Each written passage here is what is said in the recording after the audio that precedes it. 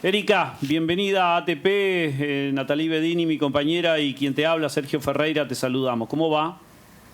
Hola, mucho gusto y muchas gracias por la invitación. Bueno, ¿de qué se trata lo que vamos a escuchar el próximo 5 de diciembre en el Nogal?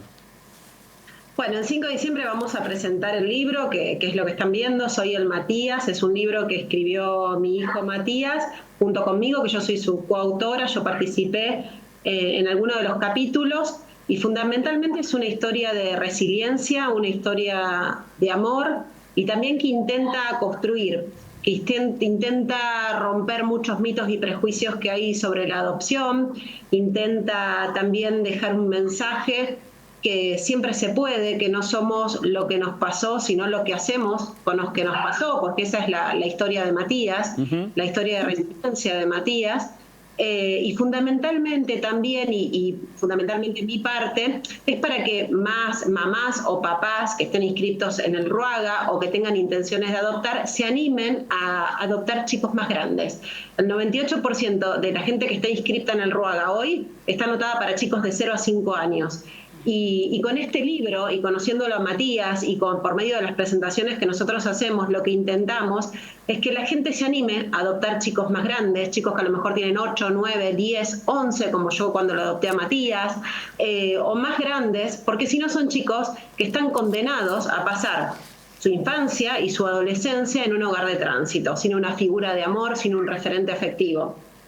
Erika, ¿por qué te decidiste? ¿En qué momento, qué factor hizo que te decidieras justamente a ser la mamá de Matías?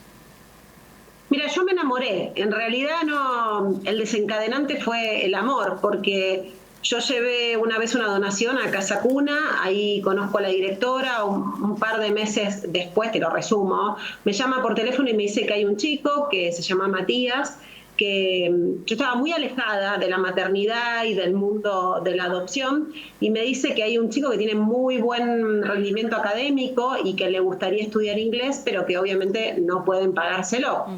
Entonces me dice, ¿vos podrías becarlo y pagarle el curso de inglés? Y yo le dije, sí, por supuesto, cuando vaya a Santa Fe quiero conocerlo. Y ahí me acuerdo como si fuera, pero ahora, porque me acuerdo el instante en que lo conocí a Matías, cuando entré a la casa, a la oficina de la directora y lo vi por primera vez, yo me enamoré. Vi esa mirada de una profunda tristeza, de un profundo dolor, pero a su vez me conmovió y en el primer instante que lo vi me enamoré. Y lo vi 3 minutos, porque me saludó, me dio un beso en la mejilla y salió corriendo porque le dio vergüenza. Mi vida. Erika, Natalie de este lado te saluda, buenas tardes, gracias por atendernos. ¿Por qué estos conceptos ni víctima ni premio consuelo? ¿Qué es lo que lo llevó a este subtítulo, podemos decir?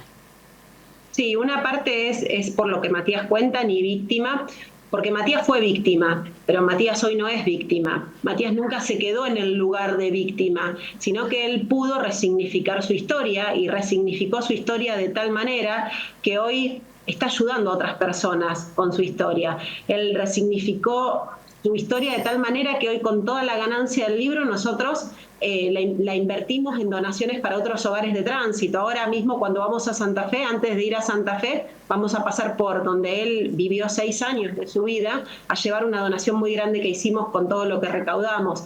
Entonces, él, si bien fue víctima y pasó cosas muy duras, no se quedó instalado. Por eso lo que yo les decía antes, no somos lo que nos pasó, sino lo que hacemos con lo que nos pasó. Entonces él se corrió de ese lugar de víctima. Y el tema del premio Consuelo, en realidad esa es por la parte del libro que escribo yo. ¿Y por qué? Porque pasa mucho con los chicos que son adoptados, que los consideran como un premio Consuelo. Yo cuando cuento que adopté a Mati o que Mati es adoptado, me miran como con cara de lástima, y gente desde el afecto, no para lastimarme o no para agredirme ni nada, pero simplemente desde el desconocimiento profundo. Entonces siempre cuando yo digo que es adoptado me dicen, ay, pero no pudiste, ay, pero ¿quién tenías problemas, vos o tu marido? Como si los hijos adoptados fueran premios Consuelos. Y un ser humano nunca es un premio consuelo, un hijo nunca es un premio consuelo. Y no está bueno que lo digan así ni para las mamás ni para los mismos chicos que fueron adoptados, porque no es que yo, bueno, no tuve la primera opción y fui al outlet y me quedé con un chico adoptado. No, no es así. Matías fue mi primera opción, mi única opción, y si no se me hubiera dado lo de Matías yo no hubiera sido mamá. Y como le pasa a tantos chicos, y aún así, si yo no hubiera, que no fue mi caso, pero si yo no hubiera podido tener hijos biológicos, tampoco hubiera sido un premio consuelo, porque es una persona, es un ser humano que tiene sentimientos, valores, necesidades. Entonces nunca un ser humano es un premio consuelo, pero sin embargo, discursivamente, cuando uno cuenta que es adoptado, es como que miran con cara de lástima, ay, pero ¿qué pasó? ¿No pudiste? ¿No? Te falló la primera instancia y te quedaste con lo que quedó. Más o menos así es. Por eso decimos que los chicos adoptados no son un premio consuelo. Erika, justamente hasta hoy está abierto el registro del RUAGA para poder adoptar a 85 niños y niñas y adolescentes que esperan una familia, que esperan este amor del que vos estás hablando. Justamente hasta el día de hoy en santafe.gov.ar/RUAGA, como suena, podés reafirmar tu compromiso con querer adoptar un niño. ¿Qué mensaje le dejarías a aquellos que hoy tienen que reafirmar esa inscripción para que se animen a hacerlo y para que se animen a hacerlo bien, como decís, con niños más grandes y no tan pequeños? Sí, que amplíen la franja etaria, que son mucho más los mitos y los prejuicios que lo que realmente es y lo que realmente pasa. Por ejemplo, y les cuento algo que nosotros trabajamos mucho en las presentaciones, a mí me decían, bueno, pero no tenés miedo que porque Matías, yo ya lo adopté cuando tenía 11, y yo adopté un chico y una historia, un chico con una mochila pesada, Matías no era un bebito. Y entonces me decían, ¿no tenés miedo que sea adicto? A lo que yo respondo digo, bueno, pero ¿qué garantías tengo que si fuera biológico no tuviera algún problema de adicción? O me decían, ¿no tenés miedo que a los 18 años se vaya, te deje y no lo veas nunca más y se vuelva con su familia biológica? ¿Y qué garantía tengo que si fuera hijo biológico no se pelee conmigo a los 18 años y se vuelva y se vaya de mi casa y no lo vea nunca más? Y Matías hoy tiene 23 años, Matías tiene una vida perfectamente normal, sigue viviendo conmigo, Matías tiene las mismas alegrías, tristezas, felicidades, objetivos, sus amigos, su novia, lo mismo que cualquier otro chico de 23 años. Entonces hay que romper con esos prejuicios y con el miedo, animarse a darle una oportunidad a chicos más grandes. Y a su vez, cuando amplían la franja etaria en el RUAGA, tienen más chances los pretensos padres adoptantes, porque hay más posibilidades de que haya un chico que se ajuste a lo que ellos piden. Entonces, sí quiero instarlos a la reflexión, a que se animen, a que rompan con esos prejuicios, porque con amor y respetando siempre el pasado se puede adoptar y en cualquier edad se puede aprender a ser hijo y a cualquier edad se puede aprender a ser mamá o papá. Erika, ¿cuándo nace la idea del libro? ¿Cuándo Matías o vos dijeron, che, vamos a escribir esta experiencia? Mira, Mati, desde siempre, desde que yo lo conozco, él me decía, mi sueño es escribir un libro. No tenía muy claro qué, pero quería ser un libro que ayudara a otros. Fue cambiando a lo largo de su historia. Después empezamos el año pasado, que me dijo, quiero escribir un libro contando mi historia para ayudar a chicos que hayan pasado o estén pasando por lo que yo pasé, porque, ¿qué pasa? Hay muchos chicos que les da vergüenza decir que son adoptados, o hay muchos chicos que sufrieron violencia y no se animan a decirlo, o que se avergüenzan de su pasado. Entonces Matías me dice, me parece que puede servir para que más chicos se animen a denunciar si están sintiendo o sufriendo violencia, y que más chicos se animen a contar su vida sin avergonzarse porque son adoptados o porque vivieron mucho tiempo en un hogar de tránsito.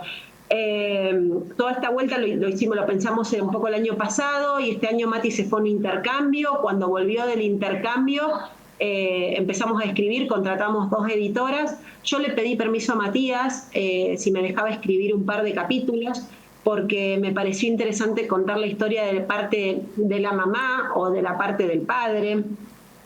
¿Por qué me parecía interesante? Porque cuando yo lo adopto a Mati, como yo les conté antes, yo sabía que adoptaba un nene con una historia, yo sabía que adoptaba un nene con una mochila, y también sabía que yo tenía que abrazar esa mochila y que tenía que abrazar esa historia, porque si yo no lo hacía y yo no la aceptaba, era imposible que Matías también lo haga, y ayudarlo a transitar esa aceptación de lo que le pasó.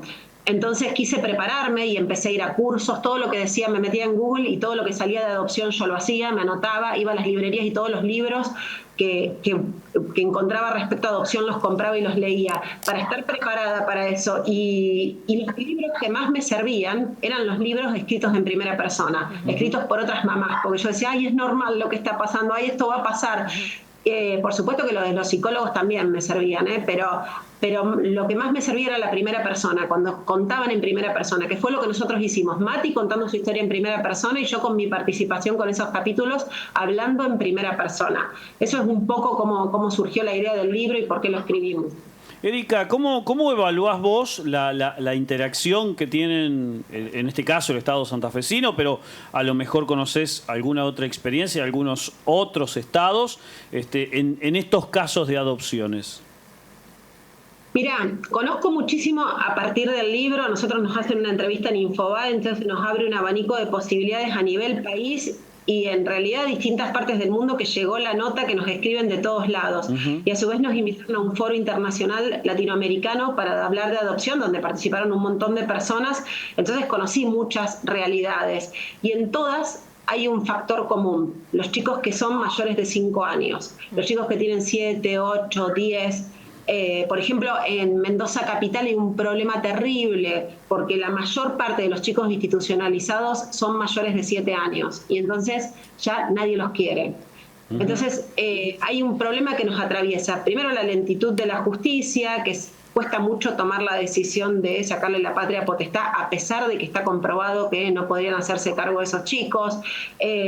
Fallan como muchos factores, pero también creo que desde la parte social o como sociedad tenemos que cambiar y la gente que verdaderamente está inscrita en el RUAGA o que está decidida a adoptar, amplíen la franja etaria, porque el mayor problema son esos chicos grandes, esos chicos que al tener miedos, inseguridades lógicas y entendibles de todos, no se animan a darle la oportunidad y a adoptarlos. Entonces creo que ese es el máximo problema con el que se enfrenta el sistema. Todos esos chicos que tuvieron una infancia o parte de su primera infancia muy dura, como la de Matías, muy dura, con una violencia psicológica y física extrema, y que después son condenados a vivir el resto de su vida hasta los 18 años en un hogar de tránsito y a los 18 años y un día los dejan en la calle.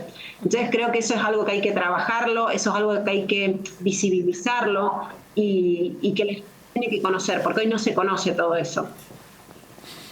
Erika, yo también quiero preguntarte acerca de estas historias que te llegaban, porque de los 85 niños, niñas y adolescentes que yo te decía recién que están esperando ser adoptados y registrados en el RUAGA, muchos tienen discapacidades y esto también de alguna manera pone freno a aquellas personas que buscan un hijo o una hija. ¿Qué les dirías a esas personas y qué pudiste recoger de estos intercambios de historias?